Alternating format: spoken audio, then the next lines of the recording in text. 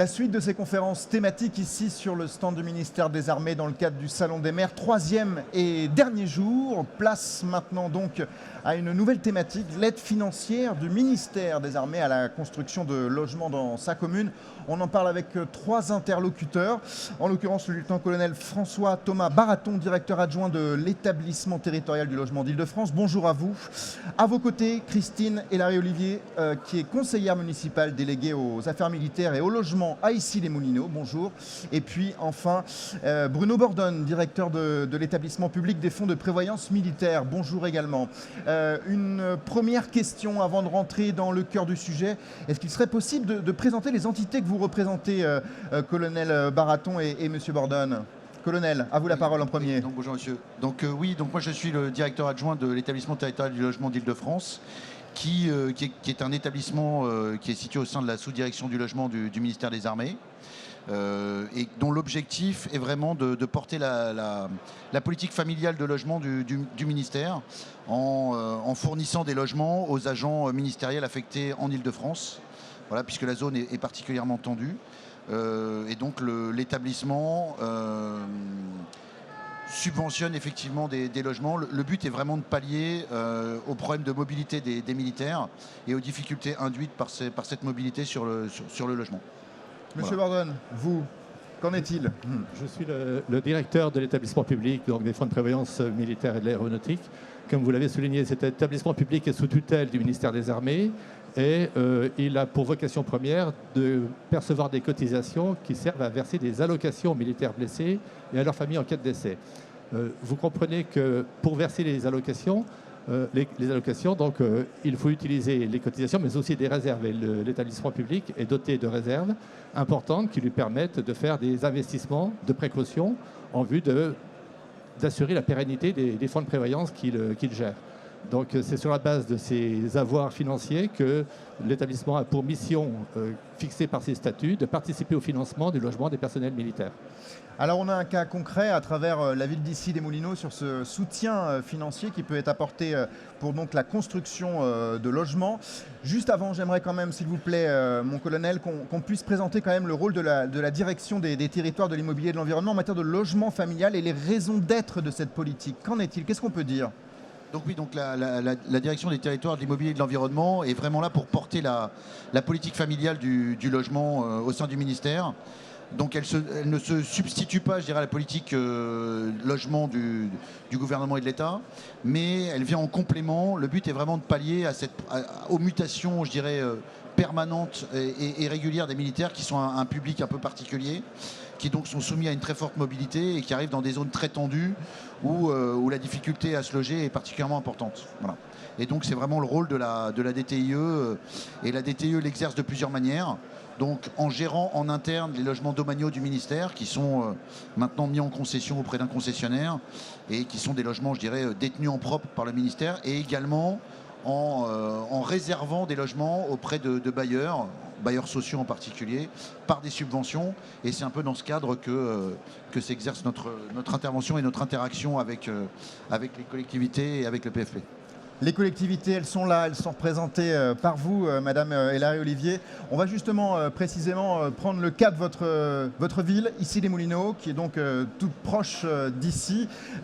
Expliquez-nous en quoi, justement, le besoin de trouver des toits pour les militaires a été, à un moment donné, crucial pour vous à Issy-les-Moulineaux. Comment ça s'est passé? Racontez-nous. C'est un retour d'expérience, si j'utilise le jargon militaire. Alors, effectivement, je vais faire d'abord un petit rappel historique et un rappel géographique. Historique, les débuts de l'aviation, c'est sur Issy-les-Moulineaux. Donc ça fait plus de 100 ans que nous avons un lien avec le monde militaire. Et avant Ballard, c'était l'armée de l'air qui était sur place. Donc nous avons un lien historique fort. Et puis nous avons aussi un lien géographique. Nous sommes, nous sommes à l'épicentre du monde des armées, puisque nous avons Ballard à nos portes. Nous avons Percy de l'autre côté et nous avons la direction générale de la gendarmerie chez nous. Donc, Vous êtes à un croisement. on est à un croisement. Donc, effectivement, et puis nous avons un lien affinitaire avec le monde militaire très très fort, ancré de par notre maire André Santini, extrêmement fort, qui lui-même est issu d'une famille de militaires de l'armée de l'air très connue.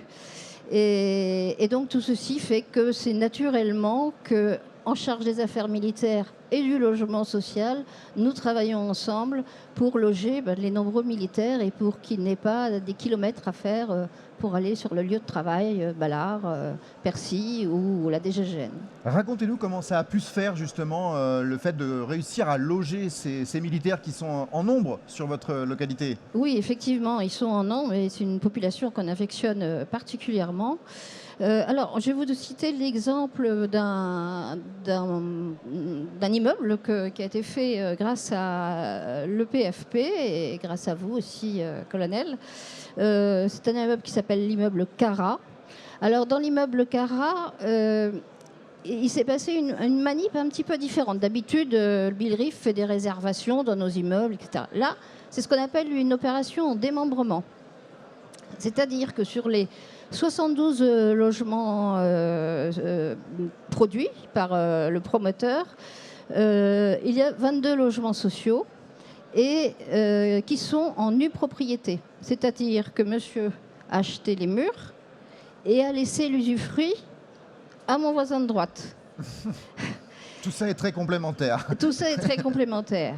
Dans la limite, effectivement, des 30% qui sont réservés par l'État, par la préfecture. Et en fait, quand vous visitez cet immeuble, qui est vraiment un exemple, je crois, assez symptomatique et aimé de tous, c'est un immeuble au total de 72 logements, de très haute qualité. Il n'y a absolument aucune différence entre les logements sociaux et les logements qui ont été vendus entre 12 000 et 14 000 euros le mètre carré.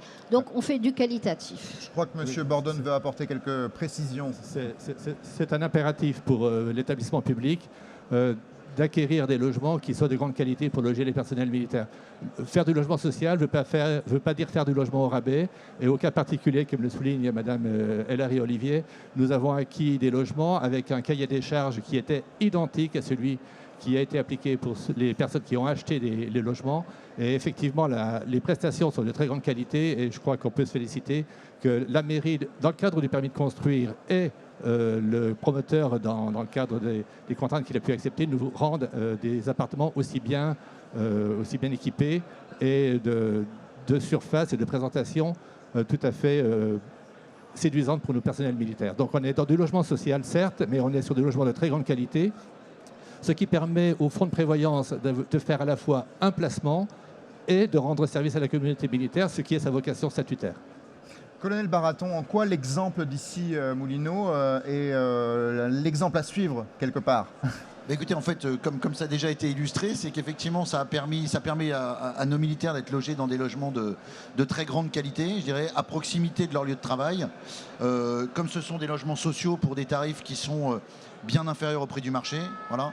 Et donc, ça remplit effectivement totalement la fonction qui a été donnée à la DTIE, c'est-à-dire soutenir les militaires, leur permettre de se loger dans des zones très tendues, comme la région parisienne. Voilà. Donc, c'est vraiment un exemple emblématique parce que se rajoute, je dirais, aux réservations qu'on pouvait faire par ailleurs, etc. Ce qui a été souligné, c'est-à-dire la qualité des logements, la qualité du bâti, etc.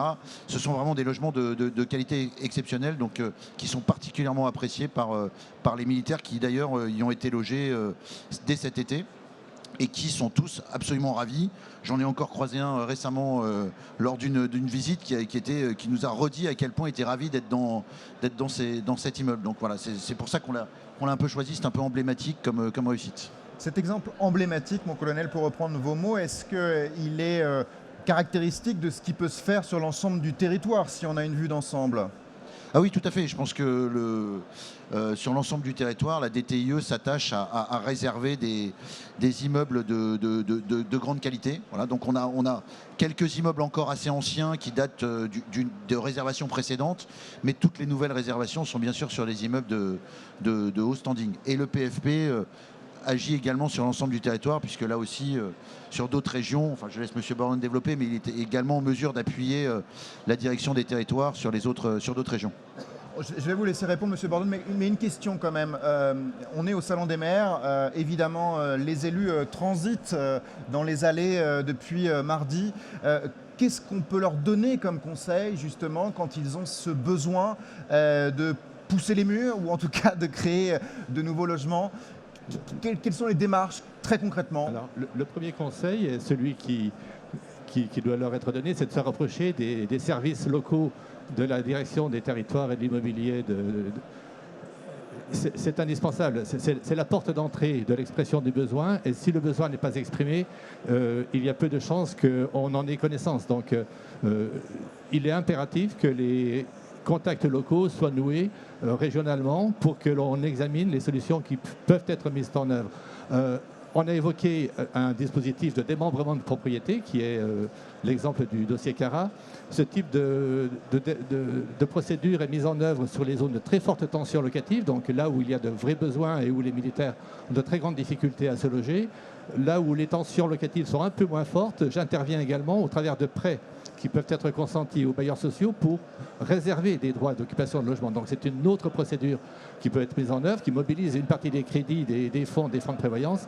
Et ce type d'opération peut être fait partout sur le territoire, en liaison avec les établissements territoriaux du logement et naturellement en liaison avec les bailleurs sociaux qui sont les relais des collectivités locales, des comités d'agglomération. Madame Hélary-Olivier, les relations justement avec les instances militaires, comment se sont-elles passées? Comment les choses se sont mises en œuvre progressivement? Il n'y a eu aucune difficulté pour vous? Racontez-nous un petit peu. Alors, vous me demandez presque de raconter ma vie, ce que je ne veux pas faire. Je vais vous éviter ça.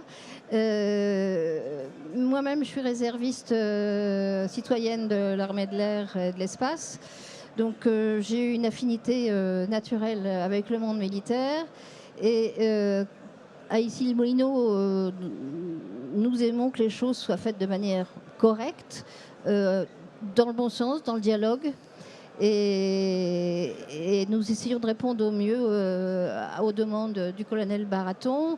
Par exemple, pour l'immeuble Cara, un exemple pratique, non seulement nous avons livré dans les délais, ce qui n'est peut-être pas partout pareil, mais en plus, pour pouvoir loger les militaires qui sont mutés pendant l'été, en plein mois d'août, nous avons fait une commission d'attribution logement pour être certains qu'au 1er septembre, nos militaires puissent rentrer. En fait, il s'agit... Ça veut dire que vous avez accéléré le processus? On a essayé d'accélérer le processus, effectivement. J'ai fait revenir une partie des troupes une journée au mois d'août pour En plein cœur de l'été. En plein cœur de l'été, oui. Vous allez me dire que c'est mal, mais c'était pour la bonne cause.